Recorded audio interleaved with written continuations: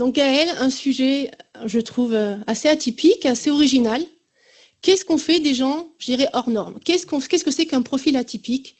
Comment on les gère? Où est-ce qu'ils sont? Comment on les identifie? Comment on les fait avancer? Et comment ils créent de la valeur pour une société comme la nôtre? Gaëlle, la parole est à toi.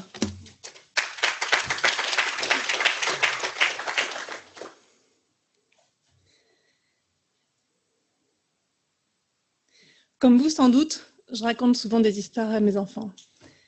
Dans ces histoires, dans ces contes, en fait, il y a souvent une trame qu'on retrouve, qui est l'histoire d'un héros qui part faire le tour du monde, qui cherche un trésor inestimable. Ce héros, il subit des épreuves, il manque de mourir par 3 fois. Il revient chez lui bredouille et il se rend compte que le trésor qu'il avait cherché partout, en vain, il était devant sa porte ou il était en lui. Si je vous parle de ça aujourd'hui, c'est parce que j'accompagne des gens talentueux qui sont très créatifs, innovants, qui sont pleins de leadership, pleins de charisme. Ce sont des gens qui pourraient réussir au-delà de vos attentes. Ce sont des gens que vous rêveriez d'avoir dans vos équipes. Et je pense que chez NJ, vous en avez, je dirais, à la louche, entre 10 000 et 40 000, peut-être bien plus, selon les activités. Et ces gens-là, en fait, une bonne partie d'entre eux partent, quittent l'entreprise ou végètent dans l'entreprise. Et c'est parce qu'il y a un gâchis énorme, un gâchis individuel, un gâchis collectif que je viens vous en parler aujourd'hui. Et c'est aussi parce que ce n'est pas une fatalité, qu'il y a des solutions assez simples à mettre en œuvre pour que vous puissiez tirer pleinement parti de ces personnes-là que je vous en parle aujourd'hui. Alors, je m'adresse particulièrement à vous qui êtes manager, qui avez peut-être à gérer des personnes comme ça. Je vous adresse à vous qui vous reconnaîtrez dans les profils qu'on va brosser aujourd'hui. Et j'espère que peut-être que vous allez avoir des clés pour mieux comprendre ce qui se joue et puis mieux tirer parti de vos atouts. Et puis je m'adresse à vous, manager, qui est peut-être aussi à haut potentiel intellectuel et créatif. Alors ces personnes, en fait, qu'on dit profil atypique, en fait, celles dont je vais vous parler aujourd'hui, c'est des personnes qu'on peut appeler à haut potentiel intellectuel. Moi, je rajoute créatif parce que c'est une donnée importante. On les appelle des fois des zèbres. On parle de surdoués, de doués. On parle de personnes à dominante cerveau droit. On parle aussi d'enfants précoces au niveau scolaire, mais ça me semble être une drôle d'idée parce que le mode de fonctionnement différent, il ne s'arrête pas à la fin de l'école. Et c'est pour ça que c'est tellement intéressant. Donc, voilà ce dont on va parler. Ce que je vous propose, c'est d'une part de voir qu'est-ce qu'ils ont vraiment de différent, ces gens-là. De voir ensuite qu'est-ce qu'ils peuvent du coup apporter de spécifique à votre entreprise du fait de leur singularité. Ensuite, qu'est-ce qui fait qu'il y a un problème en fait? Pourquoi est-ce qu'il n'y a pas la réussite qu'on attendrait tous tellement? Et puis, qu'est-ce qu'on peut faire en fait pour réussir tous ensemble? Alors, je vais déjà, avant de les définir, vous dire ce qu'ils ne sont pas. Ce ne sont pas des marginaux, ce ne sont pas des asociaux, ce ne sont pas des lève-tard, ce ne sont pas non plus forcément des gens de la génération Y. Ça peut, mais ce n'est pas du tout un critère. Ça peut être des gens qu'on voit dans les hackers d'entreprise, mais ce n'est pas forcément non plus cela. Le fait qu'ils aient fait des études n'est pas du tout un critère. En fait, ils peuvent avoir fait Polytechnique ou pas avoir eu de BEP. Ce n'est pas non plus un critère. Et enfin, c'est des gens qui sont relativement invisibles, hein, parce qu'en fait, comme ils sont différents, ils font tout pour s'intégrer. Donc, si vous n'avez pas les clés, vous ne les verrez pas. Et si vous avez les clés, vous les verrez. Alors, je vous laisse le temps de jeter un œil.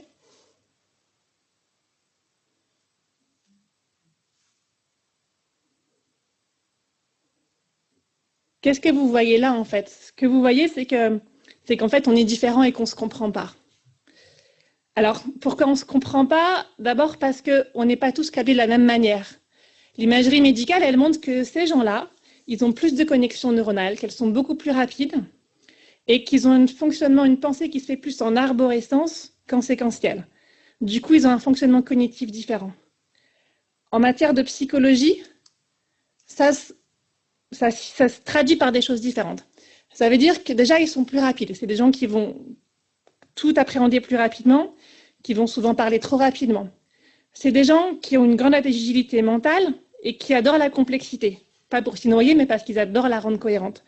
Donc ces gens-là, en fait, ils voient tout en termes de solutions. Ils ne voient pas des problèmes, ils voient des solutions partout. Et en fait, ils les voient même, ils les visualisent parce qu'ils ont cette pensée en arborescence.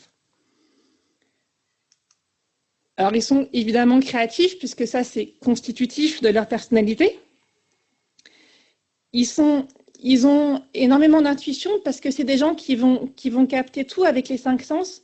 Mais en fait, ils ont une hypersensorialité, une hyper-réceptivité. Parfois, on dit hypersensibilité. C'est plus ou moins vrai selon les personnes. En tout cas, hyper-réceptivité, oui. C'est-à-dire que les études montrent qu'ils captent plus les sons, ils sont plus sensibles aux sons, tout est plus capté. Donc, ça donne une vision très globale des choses qui permet d'avoir des intuitions. Je voudrais d'ailleurs, quand on parle de performance, d'intuition, ça paraît peut-être un peu décalé, mais je voudrais juste revenir faire une parenthèse sur l'intuition. L'intuition, avoir de l'intuition, c'est pas du tout être irrationnel. Henri Bernstein, il disait l'intuition, c'est l'intelligence qui commet un excès de vitesse. Et un autre Henri Poincaré, il disait c'est avec la logique que nous prouvons, mais c'est avec l'intuition que nous trouvons. Dernière chose sur ces personnes qui est spécifique, c'est que leur motivation est intrinsèque. Ça veut dire qu'elle vient du projet de la mission. Elle ne vient pas de l'argent et du pouvoir que vous pourrez leur donner en échange. Et toute dernière chose, c'est des gens qui ont vraiment envie de travailler dans l'excellence. Donc ça reste une donnée de leur personnalité. Alors, quelques exemples célèbres, il y a des millions de gens qui sont comme ça, hein, mais juste histoire de vous montrer que ça peut être un petit peu tout le monde, quoi. De Sharon Stone à Mr Bean, à Steve Jobs, à Jacques Attali, à Bill Gates, à Jodie Foster, à Hélène Grimaud, la pianiste, Amélie Nothomb, enfin, voilà. Il y a des millions de gens qui sont comme ça. Et il y a des millions de gens qui réussissent aussi. Alors, pourquoi ces gens-là réussissent? Parce qu'ils apportent une valeur particulière. Il y a d'ailleurs Steve Jobs qui disait que lui, le succès de son entreprise, il l'avait dû vraiment au fait que dans son équipe, il avait pris que des gens très, très talentueux. C'était vraiment son accroche. Ces gens-là, ils réussissent parce qu'ils apportent une vision globale. C'est un peu la conséquence de ce que je vous ai dit avant. Ils apportent une autre vision du monde puisqu'ils ont un mode cognitif qui est différent. Ils apportent un engagement très fort parce que c'est des gens qui sont passionnés. Et si vous leur donnez un sujet qui les passionne, ils vont tout dévorer et ils peuvent vraiment devenir des experts en quelques jours. Donc, il ne faut pas avoir peur de ça, c'est vraiment possible. C'est des gens aussi qui vont vous apporter une anticipation des signaux faibles. Ils sont câblés pour ça aussi, c'est des gens qui ont un raisonnement global, intuitif, qui va réfléchir à tous les enjeux, qui va voir tous les détails, qui ferait qu'un processus ne peut ne pas réussir. Donc, c'est vraiment des gens qui vont capter les signaux faibles, les tendances lourdes, qui vont faire la différence entre le buzz, l'effet de mode et ce qui va vraiment rester, ce qui va changer votre business. C'est des gens qui aiment la complexité, j'en ai parlé un petit peu tout à l'heure. C'est des gens qui font du sens, qui vous apportent du sens dans les deux sens du terme. C'est-à-dire ils vont vous apporter le sens de la direction et ils vont faire sens avec tout ce qu'ils vont faire, parce qu'ils ne peuvent pas faire autrement. Et c'est aussi parce qu'ils posent des questions tout le temps qu'ils vont questionner et qu'ils vont voir les angles morts, là où d'autres personnes ne pourraient pas les voir. Ils vous apportent de la rapidité et Dieu sait comme c'est important aujourd'hui. Alors, qu'est-ce qui fait que malgré tout... Ah oui, pardon, excusez-moi, j'ai oublié une petite chose. Juste pour détailler un petit peu, en matière de R&D, en fait, par exemple, c'est des personnes qui sont très bonnes pour voir le potentiel de solutions émergentes, pour trouver des solutions technologiques et humaines qui sont étonnamment efficientes. Je voulais vous donner des exemples. Oui. En marketing, c'est des gens qui sont spécifiquement bons pour réenchanter des parcours clients, pour monter pour monter en gamme des offres, puisque ça va nourrir leurs besoins de stimulation intellectuelle. Au niveau commercial, c'est des gens qui vont très bien appréhender la situation des clients, qui vont s'adapter à tous les contextes, qui vont avoir cette vision multidimensionnelle, qui vont tenir compte de tous les points de vue pour trouver une solution bonne pour tous. C'est des gens aussi, voilà, si vous cherchez des gens qui veulent challenger les orientations pour être sûr de ne pas aller dans le mur, cherchez pas plus loin, c'est vraiment les bonnes personnes. Mais ce qui fait aussi qu'elles partent et qu'elles ne viennent pas dans l'entreprise, c'est justement parce qu'elles osent dire les choses, entre autres. Alors voilà, qu'est-ce qui fait que parfois ça ne fonctionne pas? Je vous laisse rapidement regarder la BD. En fait, ça ne fonctionne pas parce que vous voyez cette fille, en fait, elle a la réponse, elle perd toute son énergie à essayer de montrer qu'elle ne sait pas, en fait, parce qu'elle craint que sinon elle se fasse mal voir des autres et qu'elle perde l'estime de ses collègues. Et ça lui demande un énorme effort et c'est une grosse énergie qui est gâchée. Alors, les entreprises, elles les perdent aussi parce que c'est des gens qui s'ennuient sur des tâches qui ne sont pas challengeantes. Les tâches répétitives, ça les écrase. C'est des gens qui peuvent partir aussi parce qu'ils font peur à leur manager, qui peuvent se sentir menacés par leur intelligence, leur lucidité, leur surperformance. Ça arrive très, très souvent, en fait, que ce soit une cause de départ ou de tension très forte. C'est des gens qui posent des questions, on les juge impertinents. Ce sont des gens qui ne sont pas compris et très souvent, on rejette ce qu'on ne comprend pas, tout simplement. Et il faut savoir que des gens qui sont mal compris, mal utilisés, en fait, leur surperformance peut se transformer en sous-performance. Leurs sensibilités peuvent devenir de la susceptibilité et peut mener à des problèmes de communication, à des burn-out, à des bore-out. Voilà. C'est pour ça que ça finit par pas fonctionner. Par exemple, je pense à Luc qui faisait le boulot de 5 personnes dans l'entreprise où il était. On lui en donnait de plus en plus, il a fait un burn-out. Frédéric, une cadre dirigeante qui avait développé des activités, lancé de nouveaux marchés. Puis à un moment donné, il a fallu juste faire tourner la machine, ça ne l'intéressait plus du tout. Donc ses chefs n'ont pas compris en fait qu'elle ne pouvait pas gérer le quotidien, c'était pas du tout son truc. Je pense à Richard, à un autre niveau, chauffeur-livreur, qui avait créé un logiciel d'optimisation des courses. Et tout le monde s'en servait, mais il s'est fait engueuler en fait parce qu'il avait créé quelque chose qui fonctionnait très bien et que ce n'était pas son boulot, ce n'était pas à lui de le faire. Alors c'est pas une fatalité, il y en a qui s'en sortent très bien. Une cadre dirigeante qui a travaillé chez Engie me disait en fait il faut un mentor, sinon c'est impossible. C'est effectivement ce qui est arrivé à une femme directrice financière dans un grand groupe qui, elle, a été coachée par quelqu'un qui avait compris son mode de fonctionnement et puis soutenue par un réseau de femmes. Elle réussit très, très bien et son mode de fonctionnement est tout à fait reconnu pour les compétences qu'elle apporte. Je pense à un cadre dirigeant d'Engie qui avait été recalé par le cabinet d'assessment et en fait qui a eu la chance d'avoir un N+1 qui était conscient de ses compétences immenses et qui a eu aussi un gestionnaire RH qui a dit voilà, on n'a pas envie d'avoir des clones, on veut des gens talentueux, donc il a pu passer, mais sinon il ne serait pas passé. Et il y a aussi tous ceux qui, même dans une grande entreprise, quelle que soit leur taille d'ailleurs, défrichent un nouveau business, travaillent dans un secteur très innovant. En général, ceux-là, ils s'épanouissent et ils vont bien. Donc, vous avez compris qu'ils sont extrêmement précieux, surtout en ce moment où vous avez tellement besoin d'innover. Et c'est parce qu'il est tellement important de ne pas les perdre que je vous invite à bouger les lignes. Alors, bouger les lignes, ça veut dire quoi? Ça veut dire qu'il y a une part à faire pour tout le monde. Ça veut dire que ces personnes-là, peut-être certaines d'entre vous se reconnaissent, en fait, d'une part, elles ont à apprendre à se connaître. Il y en a qui se croient nulles juste parce qu'elles sont différentes. Il y en a qui ont passé, il y en a qui savent pas en fait qu'elles ont qui n'ont pas décrypté, qu'elles ont ce mode de fonctionnement différent, à quoi il est lié, ce que ça veut dire. Il y en a qui ont passé un test de QI, qui ont vu qu'il était très élevé. Mais on leur a pas expliqué ce que ça voulait dire en fait, ce que ça voulait dire en termes de fonctionnement, en termes de motivation. Donc elles peuvent pas en faire grand-chose. Donc voilà, la première chose, c'est d'avoir de la clarté, des clés de compréhension, et puis d'autres outils d'efficacité, parce que les outils d'efficacité créés pour la majorité des gens, ils vont pas convenir à ces personnes. Tout ça permet de décoder et de s'adapter. L'enjeu étant d'aller vers des métiers où elles excellent, où vous allez exceller, et où vous apporterez de la valeur et vous serez reconnu. Du côté des managers, en fait, vous managers, vous avez un impact énorme en fait là. Je pense que vous avez tout intérêt à être sensibilisé à la question et en sachant d'abord, voilà, soyez rassurés en fait, parce que ces gens-là, ils ne constituent pas une menace. Ils ne vont pas vous piquer votre poste. Vous avez des personnes comme ça qui vont poser des questions, qui vont avoir l'air d'arriver sur votre terrain de jeu, mais c'est juste parce qu'elles sont curieuses et qu'elles veulent travailler dans l'excellence. Mais elles veulent très rarement prendre le poste de leur N+1. C'est vraiment des choses qui n'arrivent pas, mais qui sont je l'ai vu dans une mission très récemment, ça a été un facteur de licenciement. Il a suffi de l'expliquer et maintenant, c'est 2 collaborateurs qui travaillent très bien en complémentarité aujourd'hui. Soyez aussi attentifs, en fait, vous managers, parce que ce n'est pas parce que ces gens sont très performants, ont l'air très doués qu'ils peuvent réussir partout. On voit avec les enfants, d'ailleurs, hein, ce n'est pas parce qu'ils sont brillants qu'ils ne se trouvent pas en échec scolaire s'ils ne sont pas soutenus comme il faut. En termes de management, ça veut dire moins de directives, moins de contrôle, hein, plus de variété de travail, hein, de tâches. Confiez-leur des activités à développer, des réorganisations à mener, des projets à mettre en place. Vous verrez, ce sera des bureaux de travail. Mais ne leur confiez pas des choses répétitives et les noyez pas dans le reporting. Au niveau des entreprises, en fait, il y a accepté des temps de poste plus courts. C'est d'autant plus possible que ces gens-là s'adaptent très vite et qu'ils seront performants très, très vite. Autre chose aussi, tout simple, hein, s'autoriser d'autres systèmes de valorisation. ces personnes-là peuvent avoir envie de grandir plus que d'avoir une augmentation. Et ça vous coûtera beaucoup moins cher et vous les fidéliserez beaucoup mieux. En fait, l'enjeu pour nous tous, c'est de nous ouvrir à la différence, de voir que la diversité, c'est une richesse et de ne pas en avoir peur. C'est aussi d'accepter qu'on challenge nos idées, parce qu'il n'y a pas de créativité sans questionnement.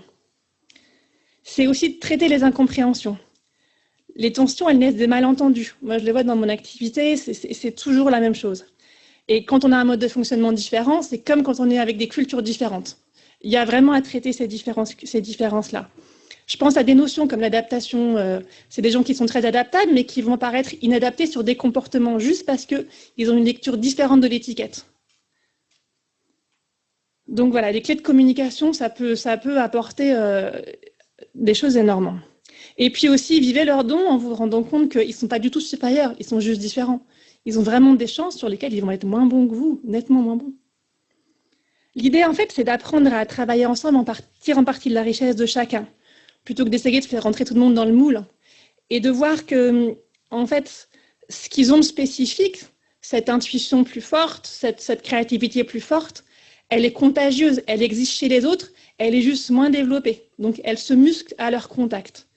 C'est d'ailleurs l'objet d'un projet de recherche que je mène qui cherche à mettre au point des bonnes pratiques pour mieux innover ensemble en faisant grandir tout le monde. Alors, s'il y a des gens chez vous que ça intéresse, n'hésitez pas à me contacter, vous pourriez faire partie de l'équipe pilote. Et voilà, vraiment, c'est le message que je vais vous faire passer, de tirer parti de cette richesse et notamment parce que vous voyez, aujourd'hui, on parle d'intelligence artificielle, du fait que la machine pourrait détrôner l'homme. Elle n'est pas prête de le faire dans les domaines de l'innovation et de la créativité. C'est la part que nous avons la plus humaine, c'est la part que nous pouvons développer le plus ensemble, là où réside la plus grande part de notre humanité. Donc, allons-y.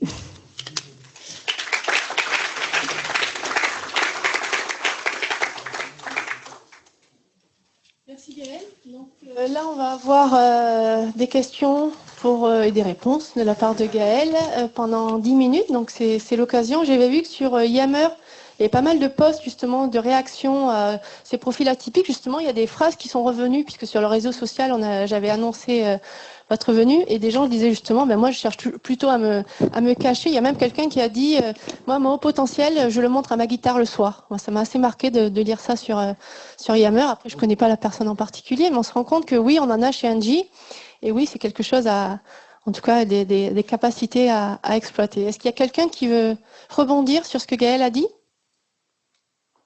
Ça vous laisse sans voix?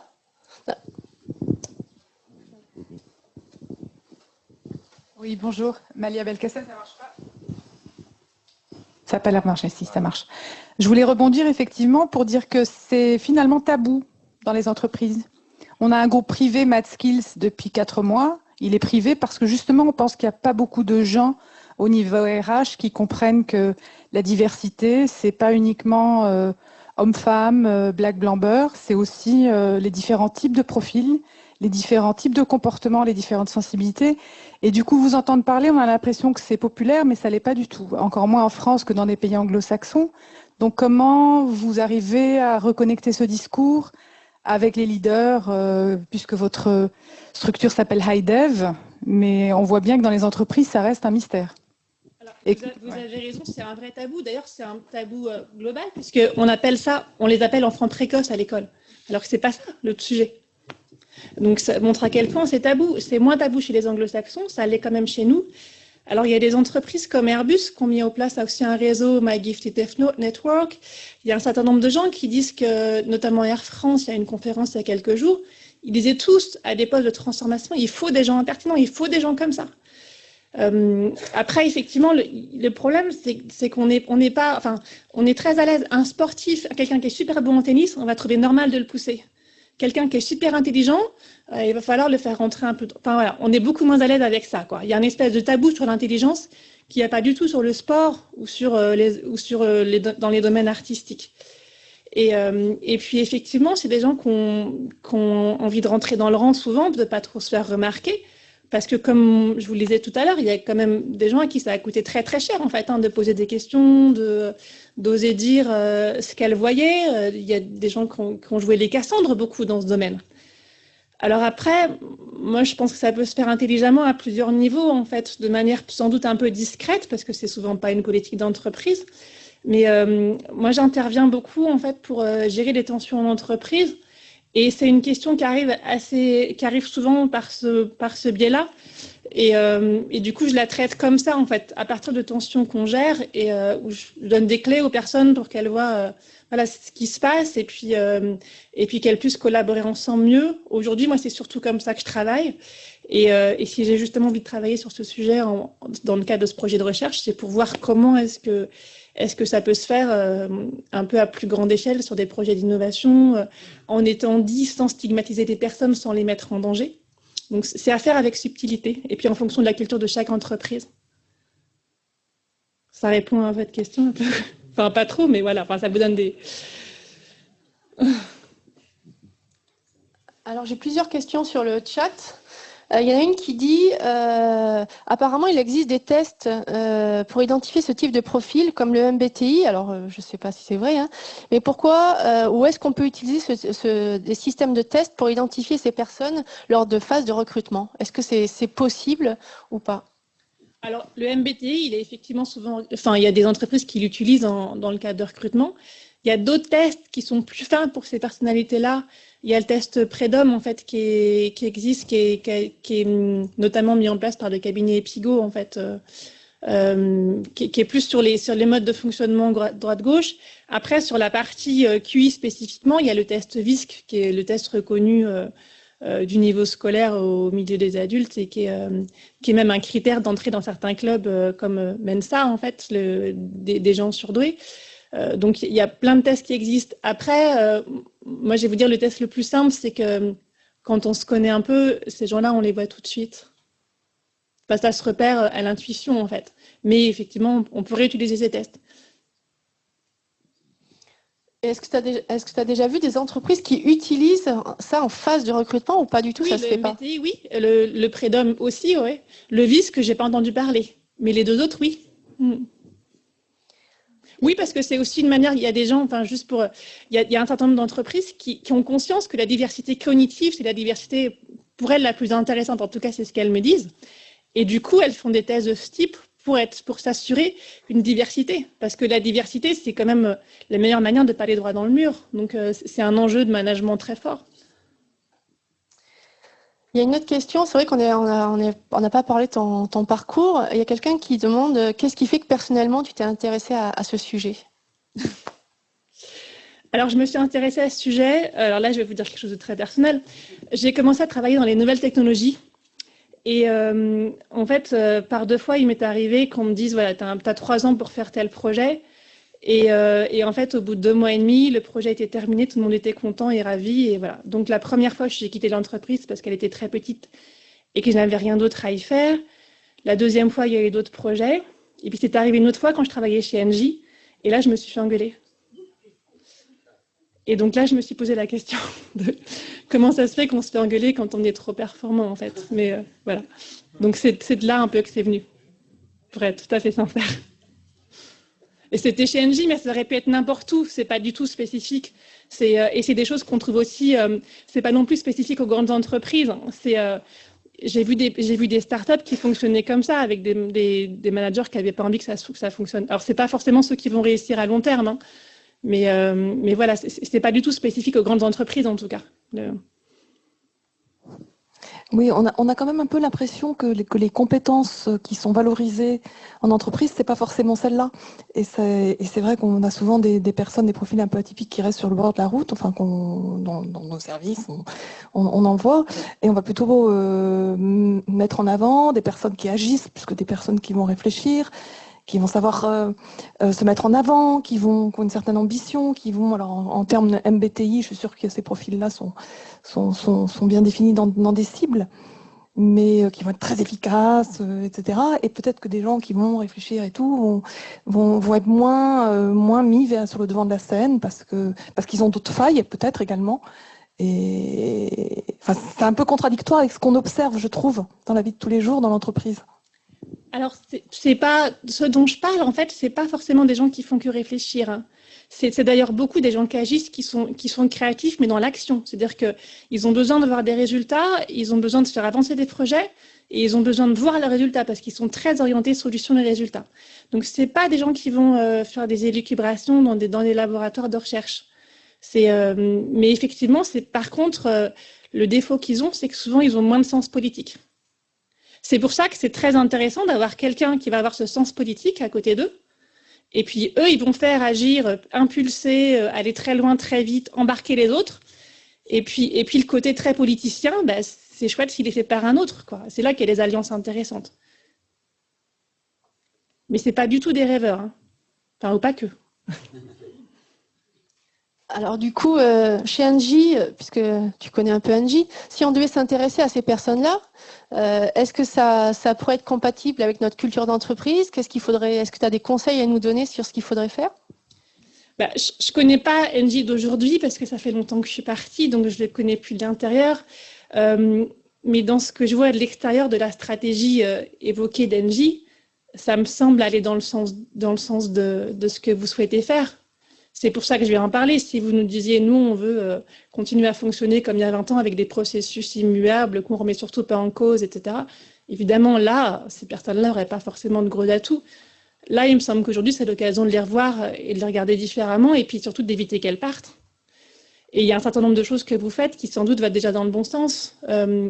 J'avais discuté avec le DRH qui s'occupe de la direction informatique ici et de la direction digitale.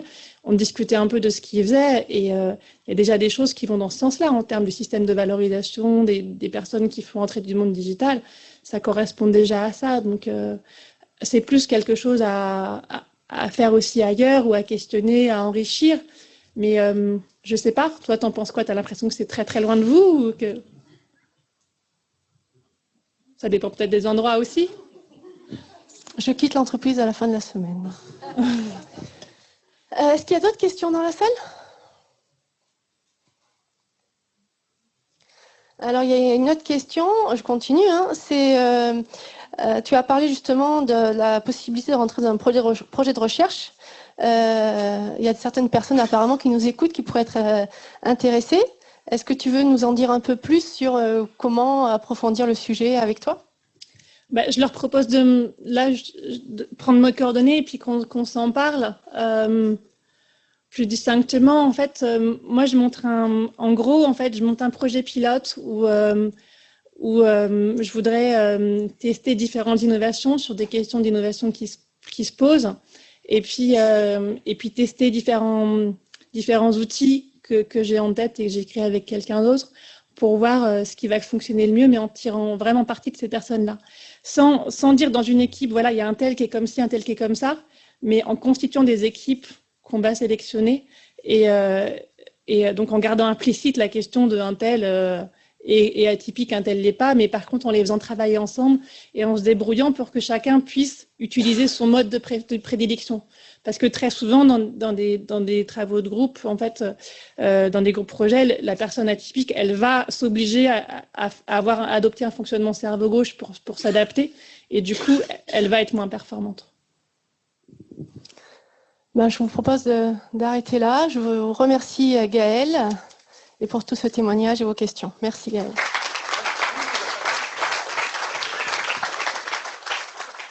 Donc j'avoue que je suis un peu perturbée. En fait, c'est un sujet qui m'interpelle beaucoup. C'est aussi pour ça que j'ai voulu faire cette rencontre et cette conférence sur l'innovation managériale. Parce que, je peux le dire, hein, en fait, c'est vrai que je pense que vous êtes peut-être pas, je ne suis pas la seule, mais il y a plein de termes que tu as utilisés qui résonnent en moi et tout ça. Et je n'avais jamais réussi à mettre des mots ou à comprendre tout ce que tu as exprimé. Donc voilà, donc on va passer au deuxième sujet, n'est-ce pas?